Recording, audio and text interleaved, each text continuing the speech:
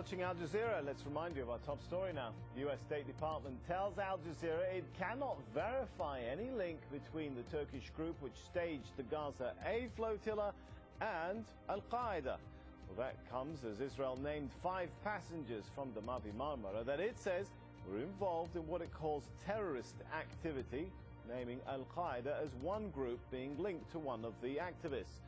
Well, one of those accused tells Al Jazeera he denies the allegations. Well, Israel is rejecting calls for an international panel to investigate the commando raid on the Mavi Marmara aid ship. The Israeli ambassador to the U.S. says his country has the right to investigate itself. Well, Hussein Ibish is a senior fellow at the American Task Force on Palestine, an independent organization which advocates a two-state solution to end the Middle East conflict. He joins me now from Washington, D.C. Thanks so much for joining us.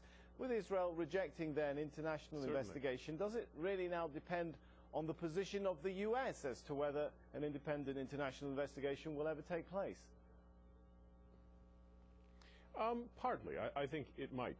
It depends how the U.S. wants to play it. I mean, if the administration wants to really completely block an investigation, I suppose it could.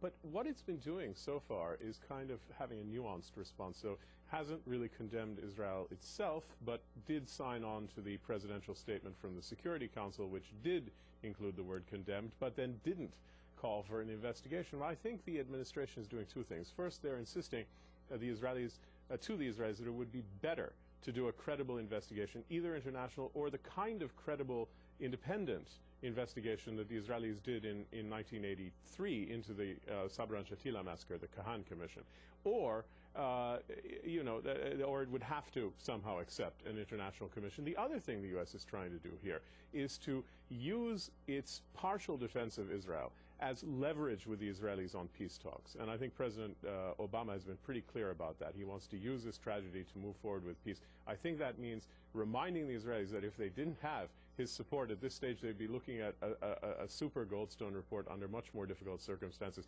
and they'd better take their relationship with him more seriously.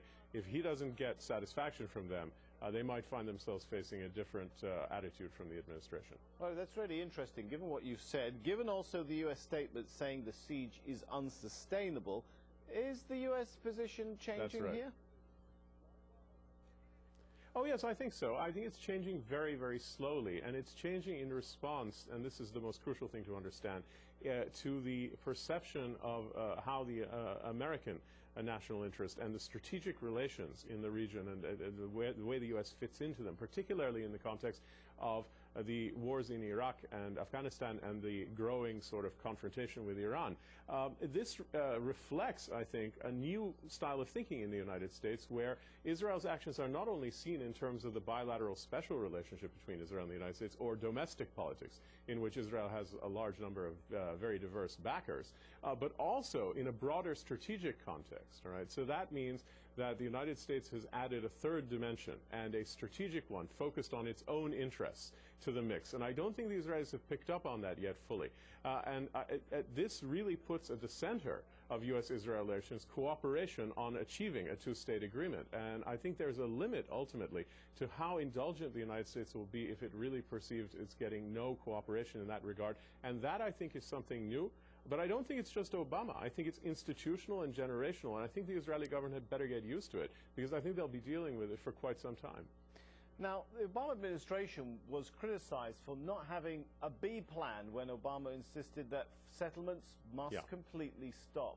At this point, if the U.S. administration's position is changing, is there a B plan if progress is not made in the Middle East peace process? I think there are lots of potential plan Bs, but I don't think there's one that's been decided. In fact, I know there isn't one that's been decided, but there are a number of options. So essentially, we're going around in circles then, if there is no real plan B.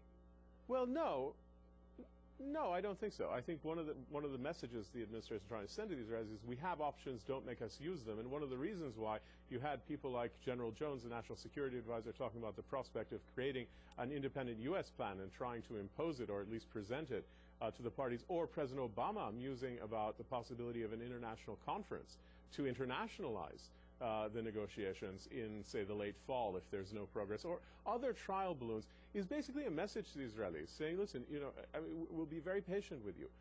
But in the end, and particularly if we feel we have Palestinian cooperation and Arab cooperation, if you guys are going to be the problem, we do have options, we will use them, and it's not about the special relationship, but really we insist on this because it's in our national interest. We're getting closer and closer to that stage. It's politically difficult in the United States, but there is a new understanding of just how important Middle East peace is for the United States. This is not optional for the United States. This is imperative. Hussein Ibish from Washington, good to talk to you.